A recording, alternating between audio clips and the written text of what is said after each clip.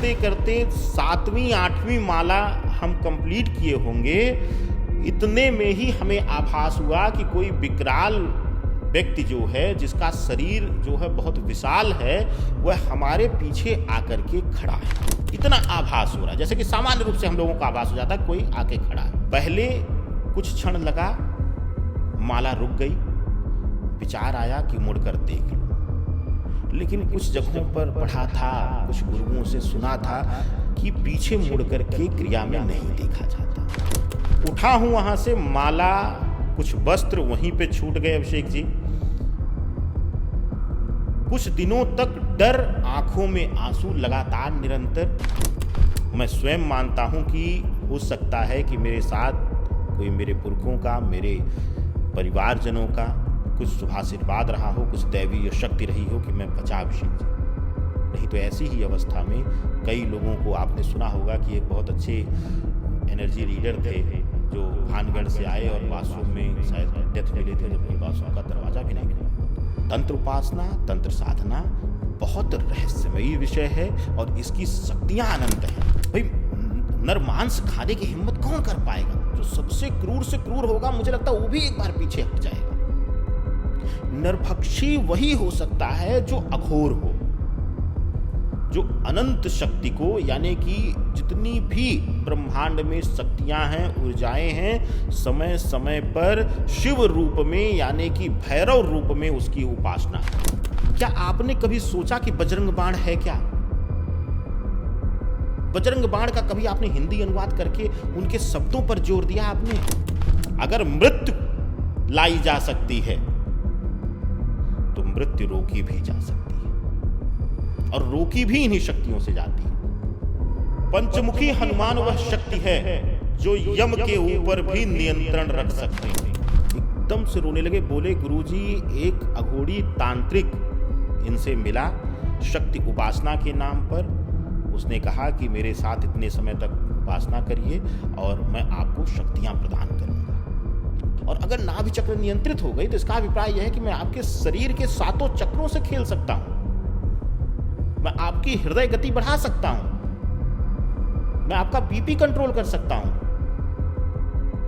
तो यहां तक अघोर विद्या या तंत्र विद्या प्रभावी होती है। लेकिन तंत्र की पीपल वृक्ष की जड़ में कहते हैं कि प्रेत योनियां या प्रेत स्थान लेते हैं, उससे अग्रभाग होते हुए ब्रह्मा विष्णु महेश का स्थान आता है, और उनकी शाखाओं में भी कुछ दैवीय और कुछ प्रेतीय चीजें रहती हैं। सुनसान जगहों पर खुले में वस्त्र भी नहीं रखा जाता, यानी कि घर में भी एकांत जगह पर खुले प्रभाव में उनको नहीं रखा जाता, या कुर्सी टेबल पर अगर कोई रख करके छोड़ दे रहा है तो यह क्रिया भी नहीं करना चाहिए, क्योंकि रात्रि बेला में हर जगह पर, हर स्थान पर वहां के भाई उस जगह पर फ्लैट बनने से पहले कुछ तो रहा होगा, किसी की भी तो बलि उस जगह ने ली होगी, यानी बलि का अभिप्राय प्राण। तो ऐसी अवस्था में हर जगह नकारात्मक ऊर्जा, नकारात्मक आत्माएं होती हैं। कई बार आपने फील किया होगा, अब कुछ लोग कहेंगे इसको भ्रम है, कई बार आपने एकदम से जहां पे कभी कुछ नहीं एहसास हुआ होगा, लेकिन कई बार झटके से एहसास हुआ, कोई मूवमेंट किया है।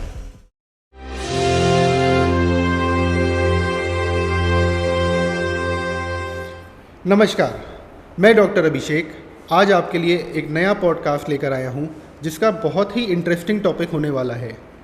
आज हमारे साथ मौजूद हैं राकेश चतुर्वेदी जी, जो मशहूर तंत्र साधक और एस्ट्रोलॉजर हैं। आज की हमारी चर्चा मेनली तंत्र साधना पे होने वाली है। राकेश जी, बहुत बहुत स्वागत आपका हमारे चैनल में। सादर वंदन आपको अभिषेक जी, धन्यवाद। से धन्यवाद इस मंच पर आमंत्रण देने के लिए, और इतने रहस्यमयी विषय पर चर्चा के लिए आमंत्रण दिया है आपने, तो मुझे लगता है कि बहुत से रहस्यों से पर्दा। बिल्कुल, हमने यही सोचा कि तंत्र का जो विषय है ये बहुत ही इंटरेस्टिंग हो सकता है, थोड़ा सा डरावना भी हो सकता है। मैं अपने व्यूअर्स से यही रिक्वेस्ट करूँगा, पूरे पॉडकास्ट को आराम से सुनिए, इससे नॉलेज गेन करिए, जो आपके जो मिथ्स हैं उनको दूर करिए। बहुत इंटरेस्टिंग होने वाला है ये पॉडकास्ट। तो राकेश जी, सबसे पहला सवाल मैं आपसे यही पूछना चाहूँगा, आखिर ये तंत्र विद्या है क्या? देखिए, जहाँ भी अभिषेक जी तंत्र शब्द आ जाता है, तंत्र का अभिप्राय केतु से है, गुप्तता से है। किसी भी तंत्र साधक को आपने पब्लिक प्लेस पर या खुली जगह पर या फिर परिवार में रहते हुए साधना करते हुए नहीं देखा होगा। यही एक कारण है कि जो सबसे ज़्यादा तंत्र जो फेमस है या तंत्र के जो उपासक हैं, वह 10 महाविद्याओं के रूप में जितनी महाविद्याएं आती हैं, या फिर माँ काली के उपासक, भैरवी उपासक, या फिर सीधा सीधा शैव धर्म। अब यहाँ पर थोड़ा सा बस बताना चाहूँगा, क्योंकि बहुत लंबा विषय हो जाएगा अगर धर्म पर मैं चर्चा करने लगूँगा। धरा पर 2 तरीके के धर्म का जो है वह शास्त्र के लिहाज से हमें उल्लेख मिलता है। पहला शैव धर्म। शैव का अभिप्राय है शिव प्रेमी। उनके ऊपर कोई बंधन नहीं, जिनको हम अघोड़ी कहते हैं, जिनको हम नागा साधु कहते हैं, ये सब शैव धर्मी हैं। खाने पीने रहने कैसे रह रहे हैं कोई बंधन नहीं है। स्नान कर रहे हैं कि नहीं कर रहे हैं, आत्मीय शुद्धि की आवश्यकता होती है, क्योंकि शिव समर्पण मांगते हैं। तो तंत्र भी इसी का मुख्य रूप से यहीं से जन्म लेता है, क्योंकि जब हम किसी निर्जन स्थान पर रहते हैं तो मानव रूपी वहां कोई जन नहीं है, लेकिन धरा का कोई ऐसा हिस्सा नहीं है अभिषेक जी कि जहां पर ऊर्जा ना हो, जहां पर एनर्जी ना हो, जिसको हम सीधा बोलें तो आत्माएं ना हो। कोई भी जगह ऐसी नहीं है। बस अंतर ये आ जाता है कि कहीं पर पवित्र आत्माएं रहेंगी, कहीं पर शुभ आत्माएं रहेंगी, कहीं पर बड़ी विकराल प्रेती आत्मा रहती है। तंत्र गुप्तता का है। गुप्त शक्तियों को जागृत करके, रहस्यमयी शक्तियों को जागृत करके जब हम साधना करते हैं, जब हम उनको मना करके, उनको अपने विवश करके जब हम कोई कार्य कराते हैं, वही सीधे साधे शब्दों में समझिए कि तंत्र है। यानी कि जब हम इष्ट तक नहीं पहुंच पाते, जब हम ईश्वर तक नहीं पहुंच पाते, उसके बीच में प्रेत हैं, गंधर्व हैं। जिन लोगों ने रामायण देखा होगा, पढ़ा होगा, वहाँ पर जिक्र आता है कि एक समय गंधर्व के साथ युद्ध किया अर्जुन ने और गंधर्वों ने आक्रमण कर दिया। गंधर्व क्या थे? गंधर्व आकाशीय और धरा के बीच में एक अदृश्य रूप से उनका लोक था, जो किसी को नहीं दिखता था। जब वह चाहते थे तो वह प्रत्यक्ष होकर के आ जाते थे, लेकिन धरा पर रहने वाले, सोचिए कि अर्जुन जैसे वीर पुरुष भी या दैवीय पुरुष भी उनको नहीं देख पा रहे थे। इसका अभिप्राय यह है कि हमारे इस गैलेक्सी से, जिस ब्रह्मांड में हम हैं, इसमें अनेकों नेक दृश्य शक्तियां भी हैं, अदृश्य शक्तियां भी हैं। जब इसी प्रकार की अदृश्य शक्तियों को हम जबरन मना करके, यानी अपने विवश करके, इसका सीधा अभिप्राय समझिए कि एक कार्य आपको कराना है कि राकेश चतुर्वेदी को आपने बलपूर्वक या विद्यापूर्वक अपने वश में कर लिया, अब आप मेरी विद्या का दुरुपयोग करके कोई कार्य करा रहे हैं, यही तंत्र है। यानी कि शक्तियों को जबरन अपने अधीनस्थ करके, अब चाहे वह प्रेत शक्तियां हों, दैत्य शक्तियां हों, देव शक्तियां हों, दानव शक्तियां हों, कुछ भी हो सकता है, लेकिन जब आप जबरन कार्य कराते हैं, यानी प्रकृति के विरुद्ध कार्य कराते हैं, वही तंत्र है। राकेश जी, बचपन से सुनता आ रहा हूँ तंत्र मंत्र, काला जादू। जब भी इसका जिक्र आता है, अक्सर घर वाले, हम लोग थोड़े डर जाते हैं, सहम जाते हैं। क्या वाकई में तंत्र विद्या में डरने के लायक कुछ है, क्या हमें इसकी गलत इन्फॉर्मेशन है? देखिए अभिषेक जी, तंत्र शब्द ही अपने आप में डरावना है। तंत्र एक ऐसी चीज है कि इस पॉडकास्ट के शुरू होने से पहले आपसे जब परिचय हुआ तो आपने बताया कि आप मेडिकल क्षेत्र में हैं। आपने कई पेशेंट्स को देखा होगा कि खूब बेहतर से बेहतर दवा, बेहतर से बेहतर ट्रीटमेंट करके भी परिस्थितियां कंट्रोल नहीं होती और विपरीत होने लगती हैं। यानी दवाएं बेहतर करने की जगह विनाशकारी हो जाती हैं। डॉक्टर्स अपनी विद्या पर संदेह करने लगते हैं कि क्या गलती हो रही है। तंत्र एक ऐसी चीज है, जब मैंने कह दिया कि एक किसी शक्ति को जबरन जब आप कुछ कराते हैं, प्रकृति के खिलाफ आप जब कार्य करते हैं, तो इसका अभिप्राय है उसके लिए आप कुछ ऐसी पद्धति अपना रहे हैं जो कि सामान्य से अलग है। सामान्य उपासना में आप हाथ जोड़कर खड़े हो जाते हैं, प्रार्थना करते हैं कि हे प्रभु या हे मां भगवती यह दीजिए।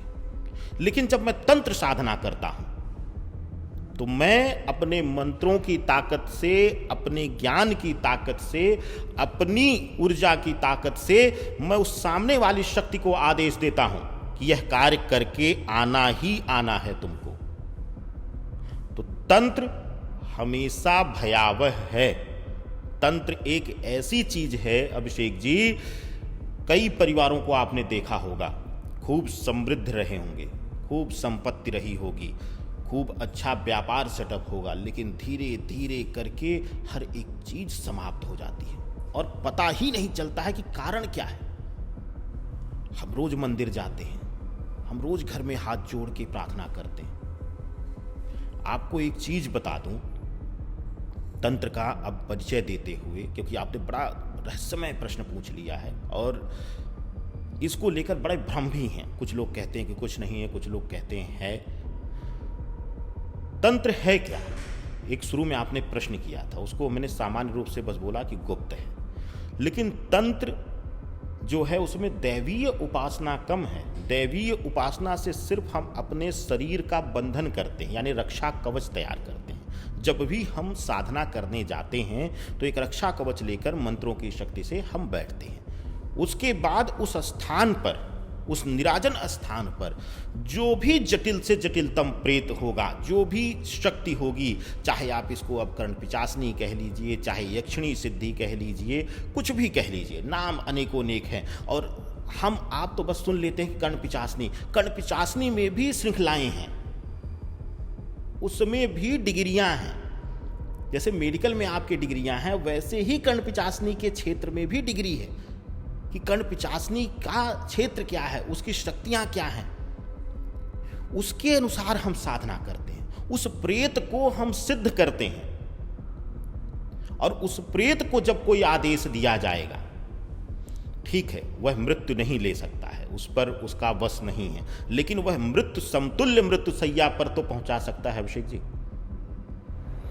तो मतलब जो हम भक्ति करते हैं वो हमारा डिफेंस हो गया, और जब हम तंत्र करते हैं तो हम अटैक कर रहे हैं। अटैक करते हैं, और किसी न किसी शक्ति को जब हमें किसी पर आक्रमण करना या अपना बात मनवानी है, एक साधारण भाषा में समझिए कि आप मुझसे निवेदन करेंगे कि राकेश जी आज खूब प्यार से बुलाएंगे, कहेंगे नहीं हम फीस भी दे देंगे, हो सकता है हम इतराएं, हम कहेंगे अरे नहीं अभिषेक जी हम समय नहीं हो पाएगा। लेकिन आपके पास कोई ऐसी ताकत आ जाए, आप किसी प्रभावी व्यक्ति से फोन करा दें, एक सामान्य जीवन के लिए मैं बता रहा हूं, तो राकेश चतुर्वेदी हो सकता है खुद ही कहे अरे अभिषेक भैया मैं आ रहा हूं। यही चीज तंत्र में है। साधक, तंत्र साधक उतना ही शक्तिशाली होगा जितनी शक्तिशाली उसके पास प्रेत सिद्धि होगी। प्रेत सिद्धि में भी सीमाएं हैं। कुछ लोग बस सुन करके बता सकते हैं, मन की बातें पढ़ करके बता सकते हैं। आजकल तो बड़े सभाएं लगाने वाले फेमस है, किसी पर कटाक्ष मैं नहीं करूंगा, लेकिन मैं उन्हीं पर उदाहरण दे रहा हूं। उसके बाद सीमा आ जाती है कि आप उसके बाद सही करने की ताकत जो है, किसी को अच्छा करने की ताकत जो है, वह श्री उपासना में यानी शक्ति उपासना में है, यानी कि सात्विक उपासना में है। लेकिन विनाश की ताकत जो देता है वह तंत्र देता है। और यही एक कारण है कि जो आपने पूछा कि जैसे ही शब्द आता है तंत्र उपासना का या तांत्रिक शब्द का, लोग पीछे हट जाते हैं। कई घरों में तो आप ग्रामीण क्षेत्रों में अगर आप रहे हैं, जानते हैं, जो दर्शक हमारे ग्रामीण क्षेत्रों से हैं, कहा जाता था कि जैसे ही हवा आ जाती थी कि उसके घर तंत्र साधना होती है तो उसके घर का पानी पीना लोग बंद कर देते थे कि वो पानी में कुछ करके दे देगा। तो क्या लोगों को लगता है कि ऐसा अगर कोई कुछ कर रहा है, हम किसी तांत्रिक से कुछ सामान ले लें, या एक अभी रिसेंटली एक माधवन जी की एक मूवी आई थी जी। जिसमें वो लड़की को कुछ लड्डू खिला के अपने वश में कर लेते हैं, तो जैसा वो कहते हैं वो करती हैं। तो क्या ये वशीकरण, क्या ये प्रैक्टिकली ये लाइफ में तांत्रिक क्या ये कर सकता है? किसी को अपने वश में कर लेना, जो वो बोले उससे वो बात मनवाना, क्या वास्तव में ऐसा हो सकता है? एकदम हो सकता है अभिषेक जी। मैं इसका खंडन नहीं करूंगा, लेकिन इस चीज को जरूर कहूंगा, क्योंकि हम जो ये पॉडकास्ट लेके आए ये जागृति के लिए है, सिर्फ डराने के लिए नहीं है। इस विधा के जानकार बहुत कम लोग हैं धरा पर, यानी कि तंत्र विद्या को लेकर के मूल जो जानकारी है, जो साधना है, जो साधक हैं, वो बहुत कम है। इसको लेकर गंदगी बहुत ज्यादा है। भ्रम करके लोग, खास करके स्त्री वर्ग का, यहां पर दोहन हो रहा है हर तरीके से, मानसिक, शारीरिक, हर प्रकार से। आपने तो फिल्म का उदाहरण दिया, साक्षात उदाहरण देकर मैं, मेरे जीवन की घटना है, बस नाम और बाकी बंधन है, संस्थान का नाम नहीं बता सकता हूँ। हमारे ही क्षेत्र में ज्योतिष क्षेत्र की एक बहुत अच्छी प्रतिष्ठित जो हैं महिला हैं, उनका अचानक हमारे पास कॉल आता है कि हमें आपसे कुछ जानकारी चाहिए। हमें लगा कि क्षेत्र की हैं तो तुरंत हमें बता देना चाहिए। हमने कहा बताइए, डिटेल भेजिए। तो उन्होंने कहा नहीं, आप पहले फीस बताइए अपनी और मैं देकर ही मैं कंसल्टेंसी लूँगी। मैंने कहा ठीक है। मैंने डिटेल भेजा उनको, अकाउंट डिटेल भेजा, तो उन्होंने तुरंत, ये करीब रात के 10:30-11 बजे की कहानी है। और ये कहानी तब की है जब मैं स्वयं अशुद्धि में था, यानी पिताजी का देहांत हुआ था और मैंने उनका दाग लिया हुआ था, मुखाग्नि दी हुई थी। ऐसी अवस्था में और उपासना नहीं की जा सकती है, या प्रयोग किसी को नहीं, क्योंकि उस समय नकारात्मक शक्तियाँ आपके आसपास बहुत ज़्यादा सक्रिय होती हैं, डर होता है अपने ही प्राण पर। लेकिन जब हम कुंडली खोलें तो अजीब चीज़ दिखी हमें। हमने तुरंत पूछ लिया कि क्या कहीं से दुरुपयोग हो रहा है आपका, शारीरिक दोहन, मानसिक दोहन हो रहा है। भावुक होकर वह स्त्री रोने लगी और उसके बाद अपने पति से उन्होंने बात कराया। एकदम से रोने लगे, बोले गुरुजी एक अघोरी तांत्रिक इनसे मिला शक्ति उपासना के नाम पर। उसने कहा कि मेरे साथ इतने समय तक उपासना करिए और मैं आपको शक्तियां प्रदान करूंगा। और क्योंकि ज्योतिष के क्षेत्र में थी, हर किसी को आजकल जुनून है तंत्र पर बात करने का, तंत्र का, लेकिन जब तंत्र करना पड़ता है तब पसीने छूट जाते हैं। और वही कहानी उनके साथ हुई। और आपने कहा ये कहानी क्यों सुना रहा हूँ, क्योंकि आपने कहा खिला करके। अब यहाँ तो सोचे खिलाया भी नहीं था, कैसे उनको काबू किया था। अब इसकी भी शुरुआत कर देता हूँ। जब पति से बात हो गई तो हमने उनको कुछ विधि विधान बताया, कुछ सामग्रियाँ बताई, तो उनके पतिदेव चले गए सामग्री इंतजाम करने, रात्रि में ही प्रबंध करने।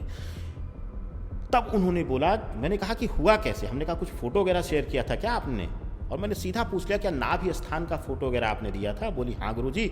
उन्होंने बोला कि नाभि स्थान का फोटो दीजिए, ऊर्जा यहीं से। नाभि स्थान मतलब नाभि, अपना नेवल का फोटो भेजा उन्होंने। अच्छा। उसी से उस अघोरी ने उनके मस्तिष्क से खेलना शुरू कर दिया। अब नाभि क्यों इतना, पहले स्त्रियां साड़ी पहनती थीं तो नाभि ढकी हुई रहती थी। नाभि क्यों इतना प्रभावी है? देखिए, माँ दुर्गा उपासना आप करते हैं, नवरात्रि व्रत रखते हैं। प्रथम रूप शैलपुत्री यानी दृढ़ निश्चय, द्वितीय ब्रह्मचारिणी। ब्रह्मचर्य जो है सबसे पहले नाभि स्थान से शुरू होता है, यानी कि जब आपका स्वाधिष्ठान चक्र नियंत्रित होगा, आपका कोई भी चक्र डिस्टर्ब नहीं हो सकता है। और अगर किसी ने आपका नाभि चक्र नियंत्रित कर लिया तो आपके शरीर से हर क्षण वह खेल सकता है। आपकी ऊर्जा बढ़ा देगा, आपकी काम ऊर्जा को बढ़ा देगा, आपके मस्तिष्क को भ्रमित कर देगा। यही खेल उनके साथ हुआ। पति से शारीरिक दूरी बना करके उसने विवश कर दिया एक पुरुष संबंध के लिए उनको, और 4 वर्ष तक दोहन करता रहा और डरा करके कि अब मैं जब इतना कर सकता हूं तो परिवार समाप्त कर दूंगा, बच्चों के बारे में बताता था। तो तंत्र इतना खतरनाक है। और तंत्र खिलाना तो छोड़िए, अगर कोई साधक है अभिषेक जी, आप, मैं अपना बता रहा हूं, आप मेरे पास कॉल करिए और माँ भगवती कृपा से हमेशा प्रयोग नहीं करता हूँ विद्या का, लेकिन मैं इतना कहता हूँ कि आप कॉल करिए, कुछ मत बताइए। आपकी आवाज़ की, ध्वनि की ऊर्जा से मैं बता सकता हूँ कि आपका प्रोफेशन क्या है और आपके मस्तिष्क में भ्रम चल रहा है कि क्या चल रहा है, क्या स्थिति, मनोस्थिति है आपकी, मैं सिर्फ आवाज़ की ऊर्जा से बता सकता हूँ। इस स्तर पर हमारा मंत्र, तंत्र और अध्यात्म विज्ञान गहराई लेता है। तो सिर्फ खिलाना तो दूर की बात, खिलाने से तो बहुत कुछ किया जा सकता है, लेकिन आप स्पर्श किसी को करते हैं, यही एक विधान है शास्त्रों में ना, हमारे लिए कहा गया है कि हर किसी का पैर भी नहीं छुआ जाता है। कौन किस प्रवृत्ति का है, पैर नहीं छुआ जाता है।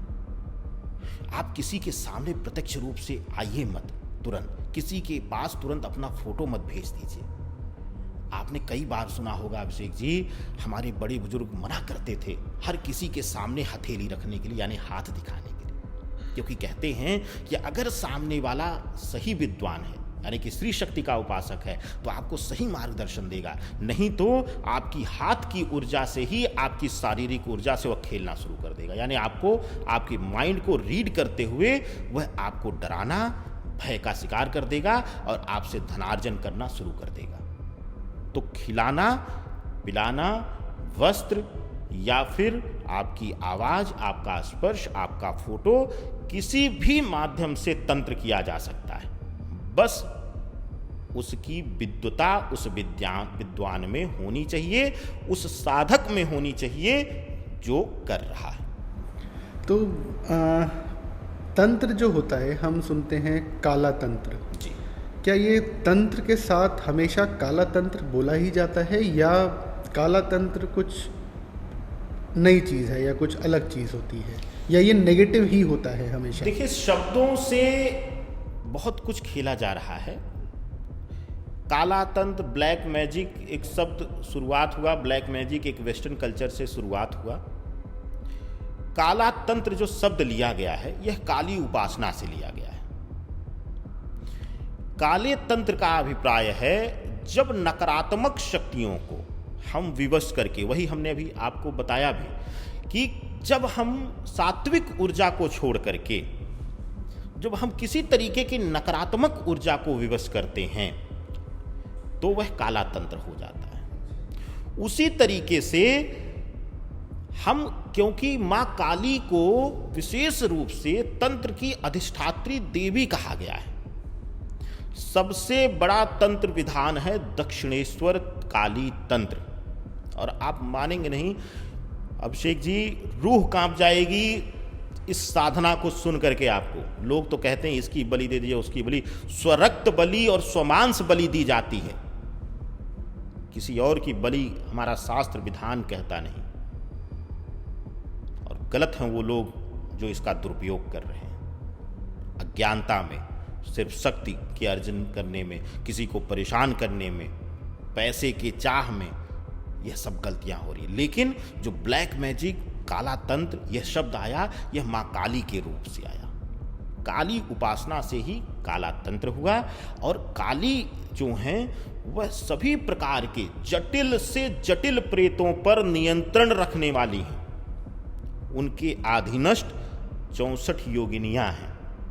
हर क्षेत्र की योगिनी बट जाती है, इसीलिए हर क्षेत्र की अधिष्ठात्री देवी या कुल देवी परिवर्तित हो जाती है। तो काला तंत्र जो है वह तंत्र का ही रूप है, लेकिन इसका एक वैदिक रूप भी है तंत्र का। जब हम मंत्रों को तंत्रोक्त करके जप करते हैं, लेकिन वह वही कर सकता है जिसके अंदर एक वैदिक शक्ति आ चुकी हो, यानी कि वह एक सात्विक साधक रह चुका हो।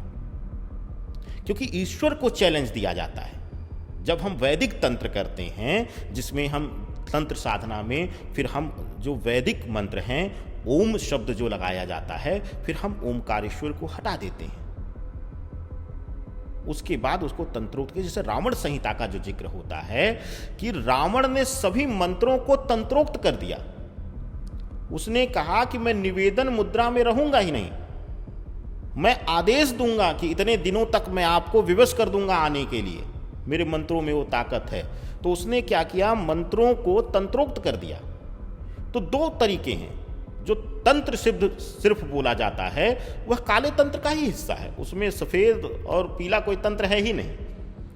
लेकिन जब मंत्र उपासना की बारी आती है तो मंत्र उपासना में भी तंत्रोक्त तरीके से किया जाता है, लेकिन वह क्षेत्र बिल्कुल अलग है।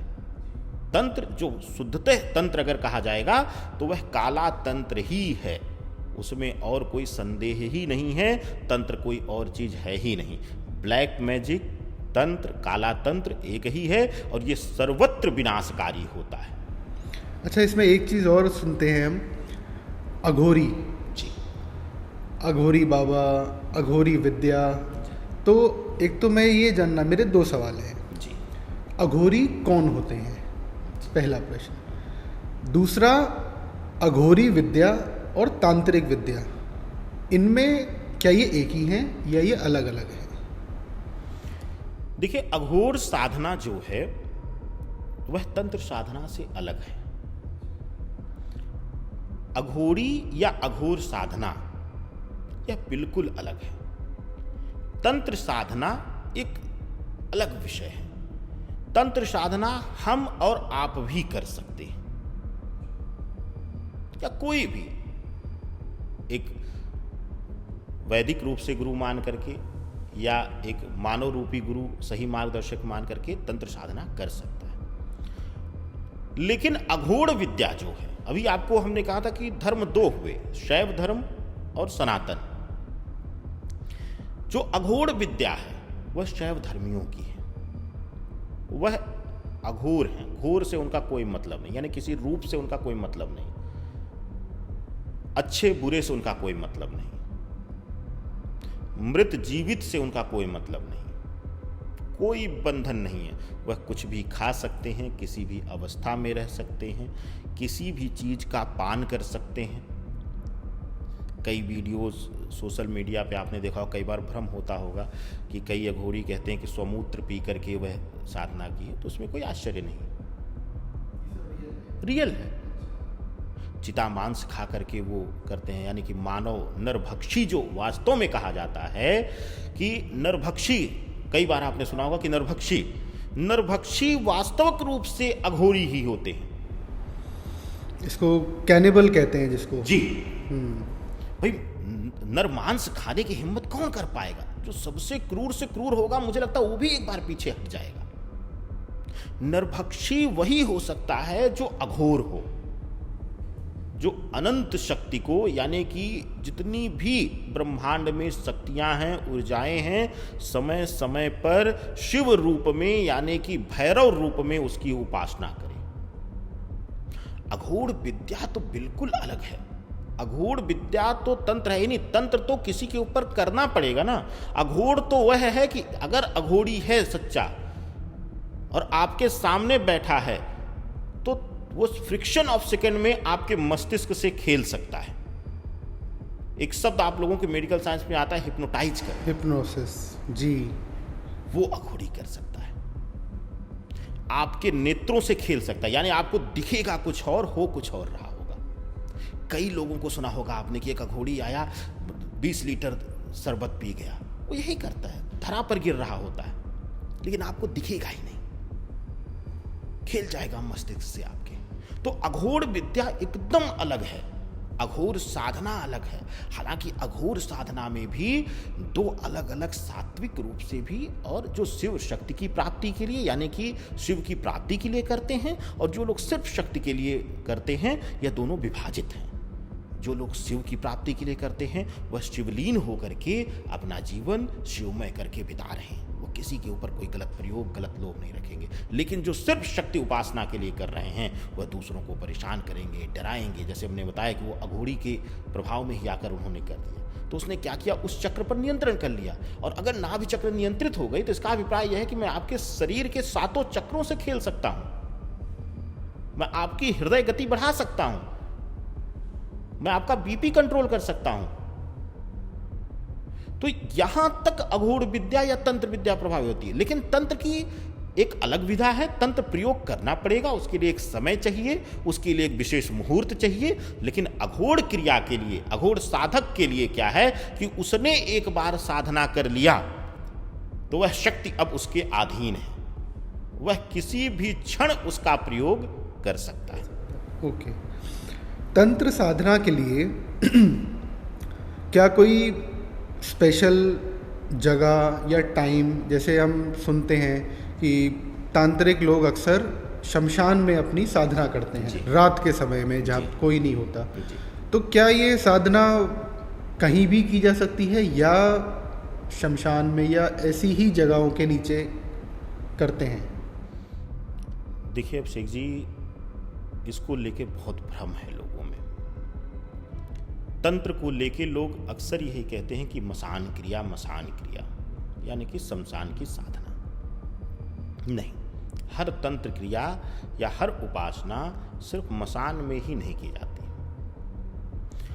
मसान क्रिया में हम विशेष रूप से, जैसा कि आपको हमने कहा कि जब किसी नकारात्मक ऊर्जा को या किसी ताकत को वश में करना होता है, तो ऐसी जगहों पर मसान इत्यादि में विचरण करने वाली अतृप्त आत्माएं बहुत होती हैं जो आसानी से हमारे वश में आ जाती हैं। मसान क्रिया एकदम अलग क्रिया है, और जो मसान क्रिया करने वाला है सबसे गंदा तांत्रिक वही है। वह कभी सात्विक हो नहीं सकता, कभी किसी का भला नहीं कर सकता, कभी वह अपनी विद्या का भले के लिए प्रयोग ही नहीं करेगा, क्योंकि वह शक्ति ही बड़ी विनाशकारी है। लेकिन जब हम प्रेत साधना से आगे बढ़ते हैं, जैसा कि हमने कहा कि कई प्रकार के कर्ण पिचासनी यक्षिणी सिद्धि है, उसके बाद जो विशेष रूप से अभी हम लोगों ने चर्चा किया कि 64 योगिनियाँ योगिनी सिद्धि का स्थान। योगिनी सिद्धि से जब हम बढ़ते हैं ऊपर, तो यह सब अब ईश्वरीय तत्व के समतुल्य पहुंचाने वाली होती हैं। यक्षिणी सिद्धि में जो यक्ष का चर्चा होती है कि अक्षय वरदान देने वाले यक्ष थे, उनकी पुत्रियां को गिना जाता है, उसी श्रृंखला में यक्षिणियाँ आती, यानी कि इच्छा अनुसार आपको वर देने वाली, यानी आपकी इच्छा पूरी करने वाली। यक्षिणी सिद्धि में भी जब हम आगे बढ़ते हैं या फिर हम मसान सिद्धि को छोड़ दें, यानी कि कुछ जटिल प्रेतों को छोड़ दें, तो उसके बाद चाहे मंत्र की उपासना हो या फिर तंत्र की उपासना हो, दोनों में गृहस्थ जीवन का बंधन है। यानी कि आप जहां पर घर है, जहां पर परिवार है, वहां पर उपासना नहीं करेंगे। क्यों? उसका क्या कारण है? जब भी हम कोई मंत्र आवाहन करते हैं, सात्विक मंत्र, वैदिक मंत्र की अभी यहां मैं बात कर रहा हूं, अभी तंत्र को छोड़ ही दीजिए, तंत्र तो बहुत बड़ी चीज हो जाएगी इससे ऊपर। जब हम वैदिक मंत्रों का उच्चारण भी करते हैं तो आसपास जो पवित्र सोल होती हैं, जो पवित्र आत्माएं जो होती हैं, जो स्पिरिट हैं, वह भी आकर्षित होती हैं। हालांकि कई बार फिल्मों में हम लोग देखते हैं तो बड़ा हमें हास्यास्पद लगता है कि उसने कहा हनुमान चालीसा पढ़ा फिर भी आ गई आत्मा। एकदम होता है। अगर वह आत्मा आपको हानि पहुंचाने के उद्देश्य से नहीं वहां पर उस भावना से है, तो हनुमान चालीसा पढ़ने से बजरंग बली उसको हानि नहीं पहुंचाएंगे, क्योंकि उसका उद्देश्य ही गलत नहीं है। यही अंतर आता है कि कहा जाता है कि जब मंत्र साधना, यानी कि जब हम सामान्य रूप से गृहस्थ जीवन में भी मंत्र साधना करते हैं, तो हमें एकांतवास लेकर के चलना चाहिए, एक अलग कक्ष ले लेना चाहिए जहाँ पे लोग आए जाए ना। लेकिन जब हम तंत्र साधना की बात करते हैं, क्योंकि तंत्र में हमें ईष्ट को नहीं मनाना है, हमें लेना उन्हीं ऊर्जाओं में से एक ऊर्जा है जो कि इतनी ताकतवर हो कि हम जिस उद्देश्य से कर रहे हैं उस उद्देश्य की प्राप्ति वो करा सके हमें। ऐसी अवस्था में हमें सबसे उत्तम होता है कोई पुराना जलाशय इत्यादि का स्थान हो, नदी हो, गंगा तट हो या कोई नदी का किनारा हो, चाहे गंगा हो, नर्मदा हो, कोई भी नदी हो, बहता हुआ जल हो, या फिर कहीं एकांत में वट वृक्ष या फिर पीपल वृक्ष हो। पुराना पीपल वृक्ष या वट वृक्ष मिल जाए, शांत जगह मिल जाए, तो उससे उत्तम कुछ है ही नहीं। तो मंत्र या तंत्र साधना के लिए मसान हर किसी के लिए नहीं है और ना किसी को करना चाहिए। बड़ी दिक्कतें इससे होती हैं। और मैं तो इतना कहूँगा कि कुछ अनुभव ऐसे हैं कि आप मानेंगे नहीं, अभिषेक जी, अभी भी रूह कांप जाती है कोई एक मसान साधना को लेकर। कोई एक पर्सनल एक्सपीरियंस जो आपके साथ हुआ हो जिसमें स्वयं आप ही को डर लग गया हो, कोई आप शेयर करें अगर। अभिषेक जी, एक जुनून हुआ कि किसी ने कहा हमसे कि बिना मंत्रों की या तंत्र की ताकत से आप प्रसिद्धि नहीं पाएंगे। तो हम भी नए नए ज्योतिषी बने थे और उम्र भी माँ भगवती की कृपा से आप लोगों के छोटे भाई के रूप में ही हूँ, लेकिन माँ भगवती ने और आप सबके स्नेह ने प्रसिद्धि दिया। हम निकल गए बनारस। हमने सुना था मणिकर्णिका पे सिद्धि बड़ी जल्दी मिलती है। किताबें पढ़ा, और क्योंकि अब बड़े लोग यूट्यूब से ज्योतिषी बने हैं तो तंत्र का पहला मेरा ज्ञान भी यूट्यूब से ही लिया मैंने, और वही ज्ञान लेकर हम निकल गए। 11:40 के बाद मध्य रात्रि में हम एक स्थान लेकर के, बड़े निवेदन के बाद वहाँ लोगों ने स्थान दिया और परिचय दिया। 1-2 इन्फ्लुएंस का प्रयोग करना पड़ा, तो वहाँ लोग परिचय के निकले, तो उन्होंने कहा कि साधना करनी, तो उन्हें स्थान मिला।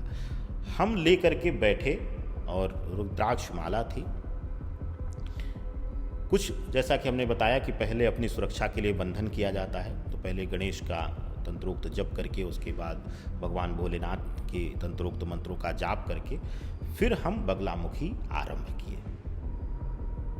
मां बगलामुखी के मंत्र करते करते 7वीं 8वीं माला हम कंप्लीट किए होंगे। इतने में ही हमें आभास हुआ कि कोई विकराल व्यक्ति जो है, जिसका शरीर जो है बहुत विशाल है, वह हमारे पीछे आकर के खड़ा है।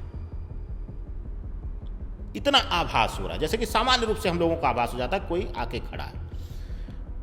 पहले कुछ क्षण लगा, माला रुक गई, विचार आया कि मुड़कर देख लूं, लेकिन कुछ जगहों पर पढ़ा था, कुछ गुरुओं से सुना था कि पीछे मुड़कर के क्रिया में नहीं देखा जाता। नियंत्रित किया अपने मन को, हिम्मत किया, फिर आरंभ किया माला। 11वीं माला हमारी चल रही थी। मुझे एकदम से कंठस्थ याद है कि क्योंकि मैं एक कण निकाल के रख रहा था। 11वीं माला का मध्य चरण था। इतने में मुझे आभास हुआ कि मेरे गले से मंत्र नहीं निकल रहा है और दोनों कंधों पर 50-50 किलो मिनिमम भार, आप एक मेरी जो गणना है, जो मेरा अनुमान है कि कंधों पर आ गया है और मैं मर जाऊंगा। तुरंत हमने माला रखी, उस मसान भूमि को प्रणाम किया, माफी मांगी दंडवत होकर के, मस्तक लगा करके, और मैंने कहा, हे भगवती, जो भी गलती हुई हो अज्ञानता में, इस बार प्राण दान दीजिए आप, मैं यह गलती नहीं दोहराऊंगा। उठा हूं वहां से माला, कुछ वस्त्र वहीं पे छूट गए अभिषेक जी। कुछ दिनों तक डर, आंखों में आंसू लगातार निरंतर कि मुझे कुछ हो गया होता तो मेरे परिवार का क्या, क्योंकि मैं गृहस्थ जीवन में हूं। 20-21 दिन डर के मैं रात्रि में अकेले शयन नहीं करता था, यह परिस्थिति थी। यही एक कारण है कि तंत्र मंत्र साधना बोल देने से नहीं हो जाती है। बड़ी आत्मीय शक्ति लगती है, ज्ञान लगता है, गुरु परंपरा का निर्वाहन करना पड़ता है, तब जाके आप एक स्तर पर किसी शक्ति की प्राप्ति करते हैं, किसी विद्या की प्राप्ति करते हैं। तो साधना, उपासना खेल नहीं है, खास करके मसान साधना खेल नहीं है। हर किसी को नहीं करनी चाहिए, हर कोई इस तरीके की लापरवाही ना करे। मैं स्वयं मानता हूं कि हो सकता है कि मेरे साथ कोई मेरे पुरखों का, मेरे परिवारजनों का कुछ शुभाशीर्वाद रहा हो, कुछ दैवीय शक्ति रही हो कि मैं बचा अभिषेक जी। नहीं तो ऐसी ही अवस्था में कई लोगों को आपने सुना होगा कि एक बहुत अच्छे एनर्जी रीडर थे जो भानगढ़ से आए और बाथरूम में शायद डेथ मिले थे, जबकि बाथरूम का दरवाज़ा भी नहीं खुला हुआ था और संदेह रहा पूरा पोस्टमार्टम में। तो ऐसी घटनाएं हैं, ये कोई सिर्फ कहने की चीज़ें नहीं हैं। तंत्र उपासना, तंत्र साधना बहुत रहस्यमयी विषय है और इसकी शक्तियां अनंत हैं। तो इसको सिर्फ जोश में आकर के एक किताब पढ़ लेने से, एक यूट्यूब वीडियो देख लेने से मत करे कोई गलती, और हर कोई मसान साधना नहीं कर सकता है, ये सबको सुनिश्चित कर लेना चाहिए। अब एक बड़ा इंटरेस्टिंग क्वेश्चन मैं आपसे पूछना चाहता हूँ, क्या मृत्यु को टाला जा सकता है? तंत्र विद्या से क्या हम किसी की मृत्यु को टाल सकते हैं? बहुत गूढ़ प्रश्न पूछा है आपने, और इस विषय को लेकर के मुझे लगता है कि जो विद्वान हैं, मैं सिर्फ तंत्र की यहाँ पे बात नहीं कर रहा हूँ, जो आध्यात्मिक गुरु हैं वह सब जानते हैं कि यह संभव है, लेकिन ये इन सब चीजों से बहुत ऊपर की चीज है। आप हनुमान चालीसा का पाठ करते हैं, आपको एक ज्योतिषी उपाय के रूप में तुरंत बोल देता है बजरंग बाण करिए।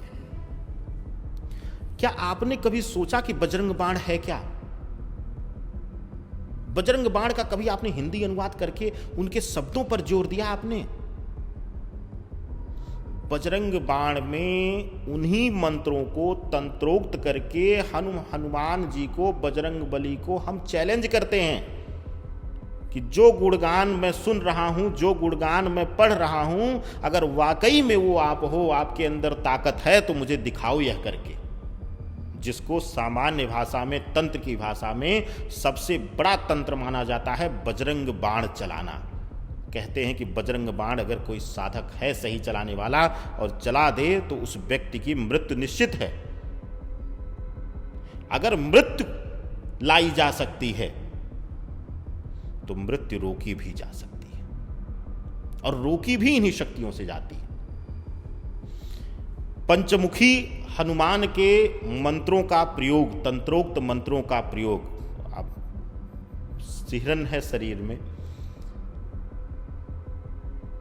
पंचमुखी हनुमान वह शक्ति है जो यम के ऊपर भी नियंत्रण रख सकते हैं।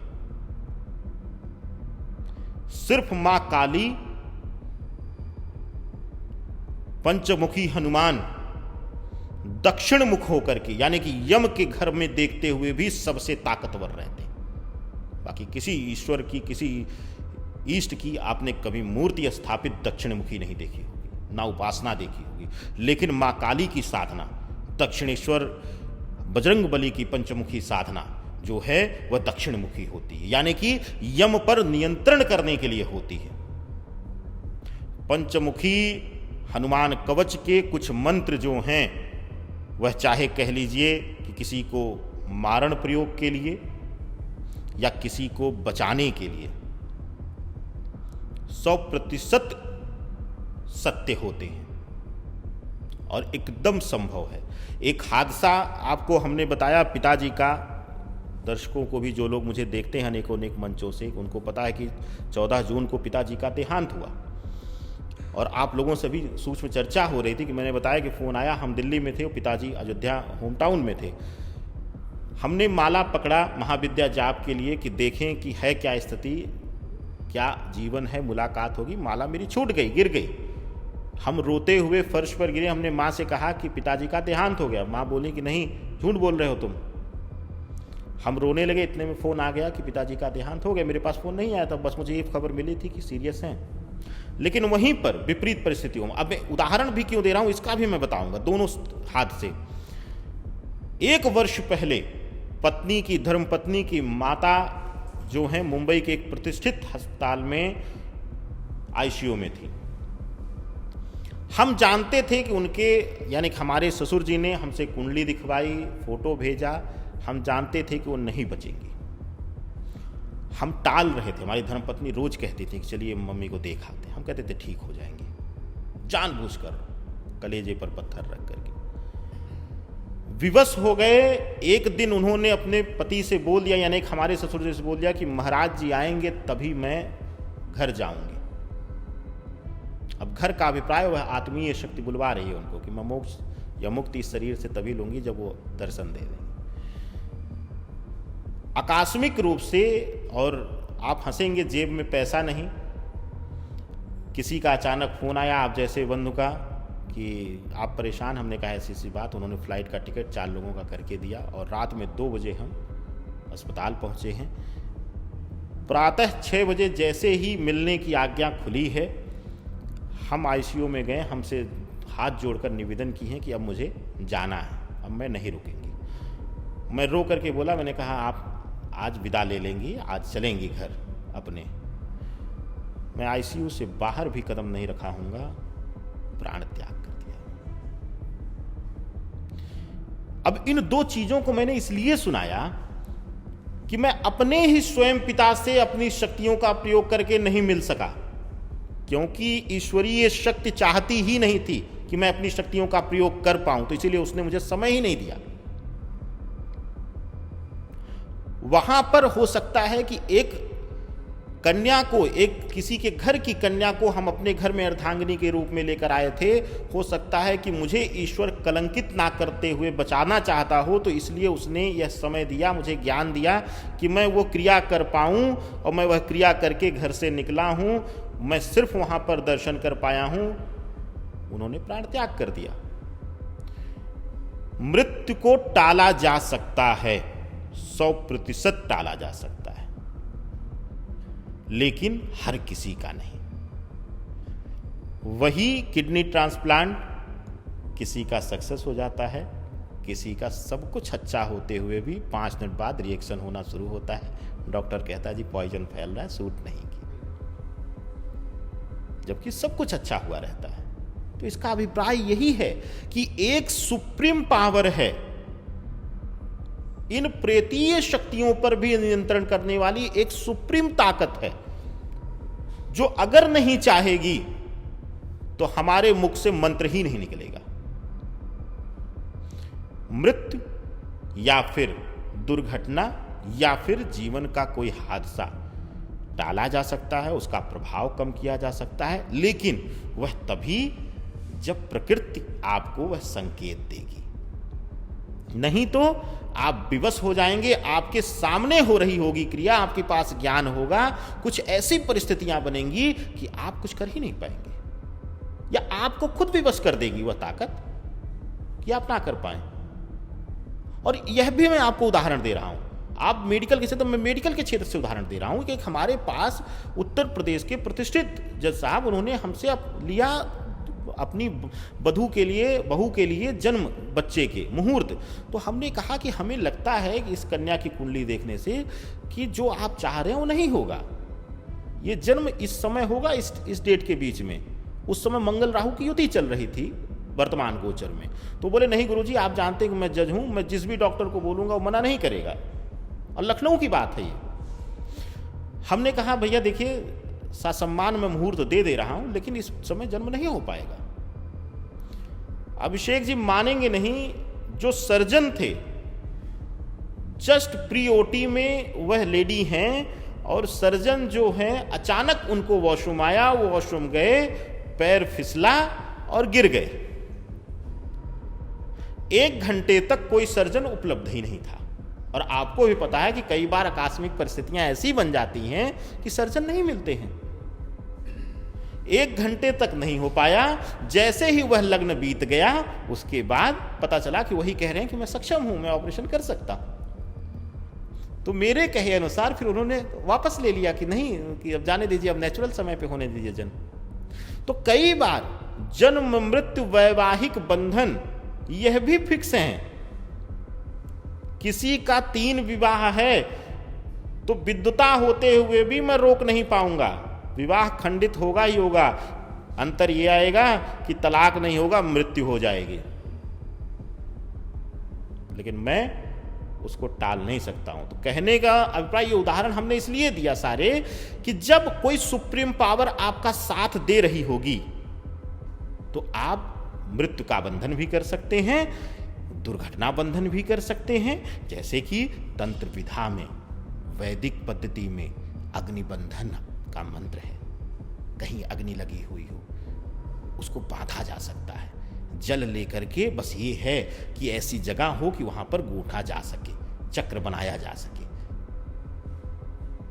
तो हर चीज का विधान है, बस उसकी विद्वता और वह जो सुप्रीम पावर है, जो उन शक्तियों को शक्तियां दे रहा है, जिनकी उपासना हम कर रहे हैं, वह हमारे साथ होना चाहिए। या कह लीजिए कि हमारा खुद का प्रारब्ध या भाग्य हमारे साथ होना